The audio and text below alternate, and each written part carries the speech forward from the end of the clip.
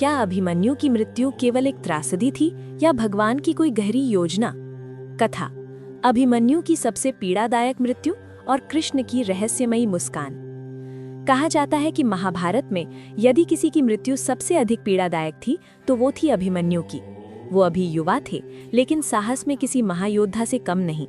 जिस दिन उन्होंने चक्रव्यूह भेदा, उस दिन कौरव सेना का शायद ही कोई योद्धा ऐसा रहा हो जिसने उन पर वार न किया हो। नियमों को तोड़कर एक साथ कई महारथियों ने उन्हें घेर लिया। लगभग 1 घंटे तक लगातार प्रहार होते रहे। उनके शरीर का कोई अंग ऐसा नहीं बचा जिस पर चोट न आई हो। कई कथाओं में वर्णन मिलता है कि युद्ध भूमि से उनके शरीर को सम्मानपूर्वक एकत्र कर अंतिम संस्कार किया गया। ये दृश्य इतना हृदय विदारक था कि पांडवों का हृदय शोक से भर गया। जब उनका अंतिम संस्कार हो रहा था, सभी पांडव दुख में डूबे थे। वातावरण करुण क्रंदन से भरा था। उसी समय श्री कृष्ण एक ओर खड़े आकाश की ओर देख रहे थे। उनके चेहरे पर गहरा धैर्य और हल्की मुस्कान थी। भीम ने ये देखा और स्वयं को रोक न सके। वे कृष्ण के पास आए और बोले, माधव, ये कैसा समय है? हमारे कुल का दीपक इतनी पीड़ा में चला गया। संसार का सारा दुख एक तरफ और अभिमन्यु का वध एक तरफ, और ऐसे समय पर आपके चेहरे पर मुस्कान। तब श्री कृष्ण ने शांत स्वर में कहा, भीम, तुम्हारी दृष्टि से ये केवल पीड़ा है और सच है।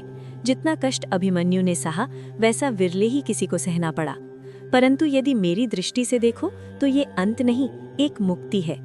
कृष्ण ने आगे कहा, जो कष्ट उसे आने वाले अनेक जन्मों में भोगने थे वो सब इस एक युद्ध में समाप्त हो गए।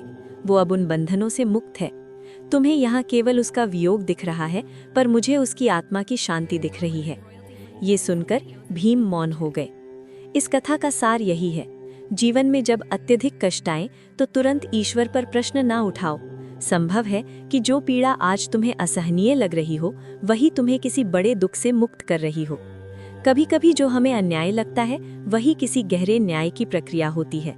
तो प्रश्न यही है कि क्या हम केवल अपनी सीमित दृष्टि से देख रहे हैं या उस व्यापक योजना पर भरोसा कर पा रहे हैं जो हमें दिखाई नहीं देती?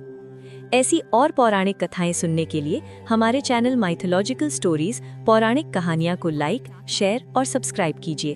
धन्यवाद।